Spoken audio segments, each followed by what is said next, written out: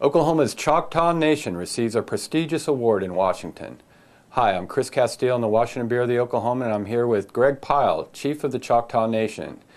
Chief, you won a very prestigious award last night, or given a very prestigious award last night for the Choctaw Nation's contributions to the National Guard and Reserves. Can you tell us a little bit about it? There are a lot of, almost 2,100 people nominated for it, only 15 winners, and the Choctaw Nation was among them. Tell us a little bit about the award and what you did to deserve it.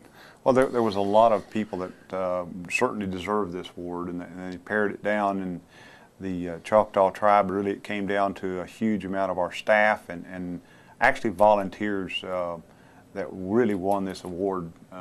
No one person certainly wore it. Certainly, I didn't do it by myself. It was a lot of people. They would come in after hours and they'd put care packages together, and many times they'd say, "We need gloves. We don't have enough gloves. It's 120 degrees. The steel's 160. We need gloves." And we would automatically ship them 6 cases of gloves. Or we've got requests for, in some of the remote areas like Afghanistan, they needed a small portable x-ray machine because you have shrapnel up in the mountains, especially in the winter, and you can't move those troops. You need to find that shrapnel in those wounds immediately. Right. And so we could do that very quickly. We drop shipped those and had them in a matter of days to them. Many items like that, specialty knives, specialty walkie-talkies.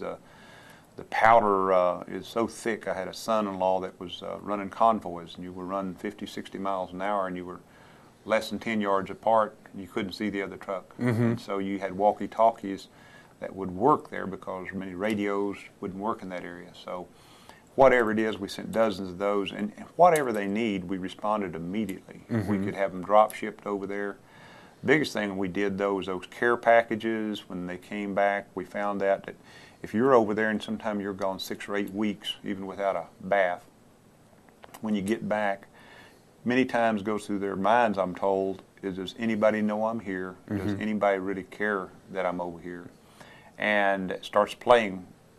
And so we wanted to make every soldier that we knew of would have a nice care package. Every time they got home, they would 1 or 2 on their bunk. Right. And they'd come in, and these are different items. A lot of times their families would bring items, and we sent them free of charge, whether they're Indian or non-Indian. It didn't matter to us. I think that was probably one of the biggest things there. Numbers of things we did from internet services they have there to we had phone drives, minute drives.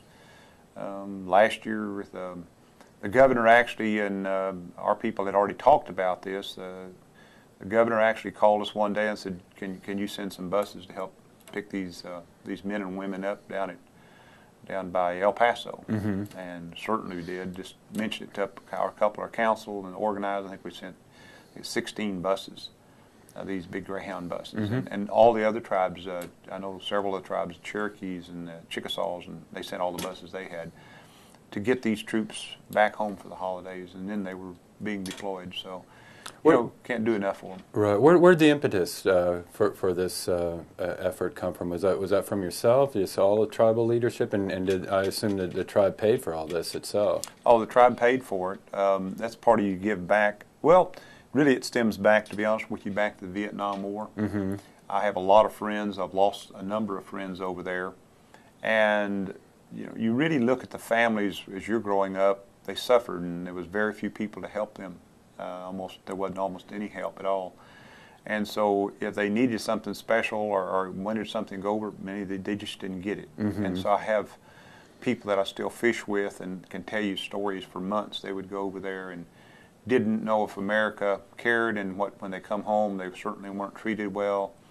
And you're going, we've got to do better. We've got to change that.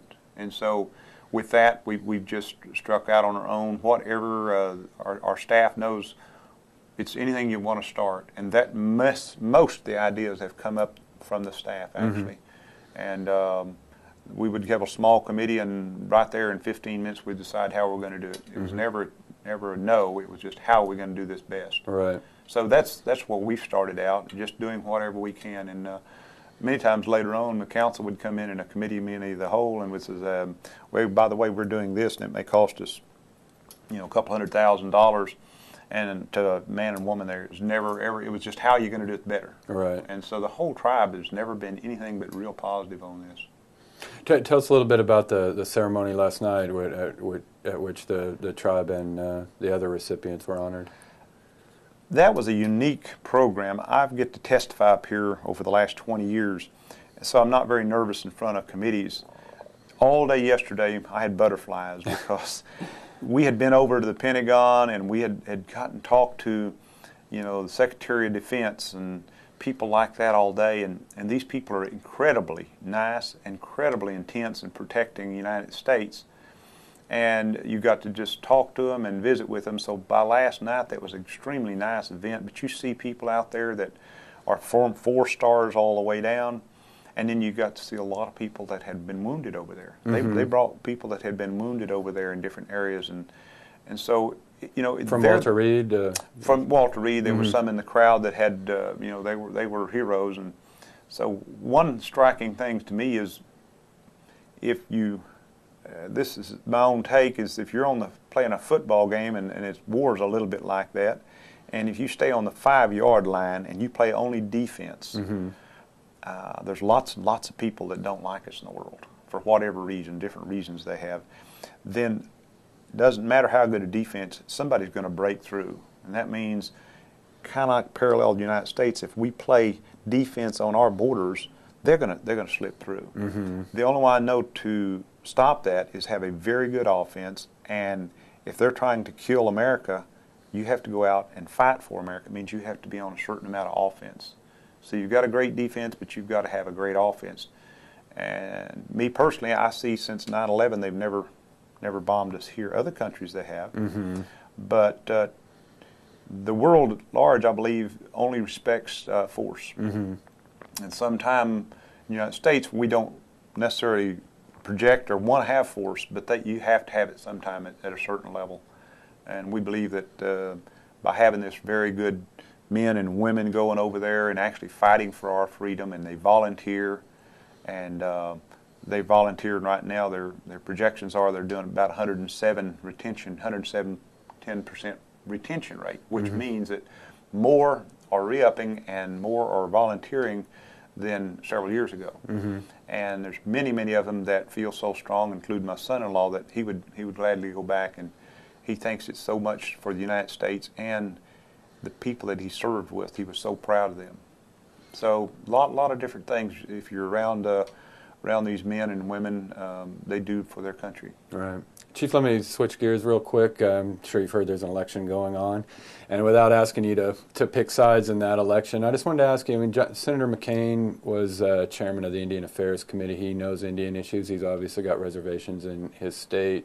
Senator Barack Obama has said that he would make the BIA a major focus of his administration. Is there something, when the new administration comes in, how would you like them to improve the relationship between the U.S. government and tribes, improve the operation of the BIA, which is one of the most beleaguered agencies always in government? What would you like to see as far as tribal relations in a new administration? Well, either administration could come in, and I really believe after being in the task force for many years that you have thousands of regulations. So many of the good people in the government, the Bureau, have so many of these thousands of regulations over the last 150 years. Mm-hmm. They're pretty much stymied. And I believe what you have to do is when they overhaul it, you have to have somebody at the top, and they've not did this before on either side, to come in and sit down with the people on the lower level. And when I say that, when we make a change, we bring people from out of the field up and ask their questions, ask them and their involvement. I think it could be done easily enough. Terribly underfunded and has been for probably the last 75 years. Yes, it takes some funding, but I think the big thing is get away from all those old rules, regulations. You've got some good people there. They're just stymied. And I think if either side wins, all they have to do is come back and let them go to each area and don't have it a political side. Just go out and pick the really good people that have done well for their people, that have totally tried to help their people. It's pretty easy to spot them. And came back in a fairly short time, come back and said, okay, we're going to put some emphasis, we're going to change things up.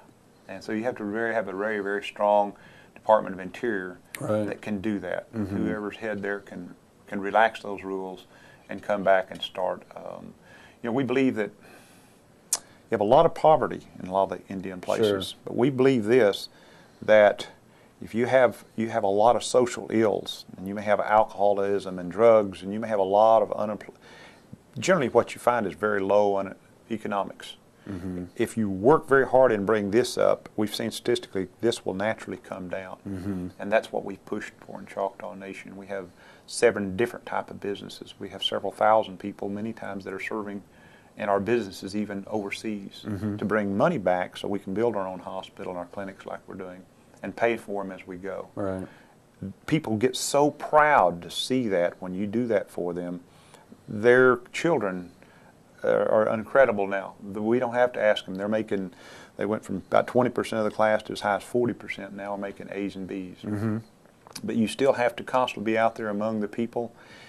If the government would hire somebody, we call them people that have gray hair, Mm-hmm. that have that 20 or 30 years of experience, that really know what's going on, Right. and let them pick people all the way from the lower level the way up, Mm-hmm. and listen to them, and they'll be okay then. Well, Chief, thanks so much for coming in. Congratulations on the award, and thanks for all the work that you do.